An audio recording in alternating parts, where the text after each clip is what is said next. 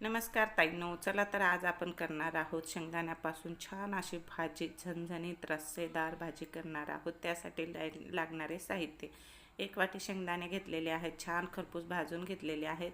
त्यामध्ये 7 ते 8 लसणाच्या पाकळ्या टाकलेल्या आहेत आणि थंड झाल्याच्या नंतर मिक्सरला काढलेला आहे। थोडंसं बारीक काढल्याच्या नंतर पाणी टाकून पुन्हा आपल्याला पेस्ट काढायची आहे। शेंगदाण्याची पेस्ट करून घ्यायची आहे।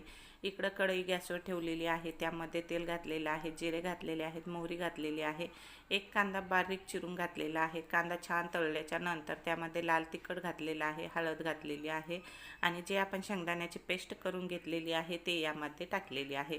छान असं मिक्स करून घ्यायचं आहे। त्यानंतर आपल्याला पाहिजे तितकं त्यामध्ये रस्सापाणी करायचं आहे। आपण आज रस्सेदार भाजी करणार आहोत। याला म्हणतात शेंगदाण्याचा गरगट्टा किंवा शेंगदाण्याची आमटी। चला तर मग पाणी टाकल्याच्या नंतर चवीपुरतं मीठ घातलेलं आहे, त्यानंतर कोथिंबीर घातलेली आहे आणि छान मिक्स करून घेतलेली आहे। आता हे 5 ते 10 मिनटं छान उकळी काढायची आहे, जेणेकरून छान अशी भाजीला तरी येते। पाहू शकता एकदम छान गरगट्टा तयार झालेला आहे आणि मस्त अशी तरी आलेली आहे। ज्यावेळेस आपल्या घरामध्ये भाजीला काही नसतं मग हे ऑप्शन एकदम छान आहे आणि खायला पण तेवढंच चविष्ट लागतो, खूप टेस्टी लागतो। 1 पोळीऐवजी तुम्ही 2 पोळी खासाल आणि चुरून खाल्लं तर अगदी एकदम खास लागतं खायला।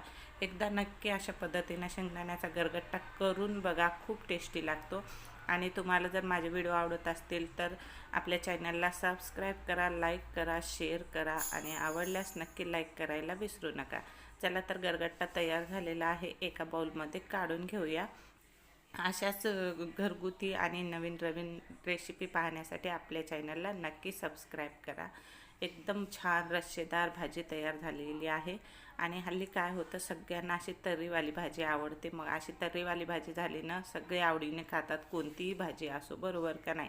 चला तर मग आवडल्यास नक्की शेअर करा, लाईक करा आणि सबस्क्राईब करा। भेटू पुन्हा।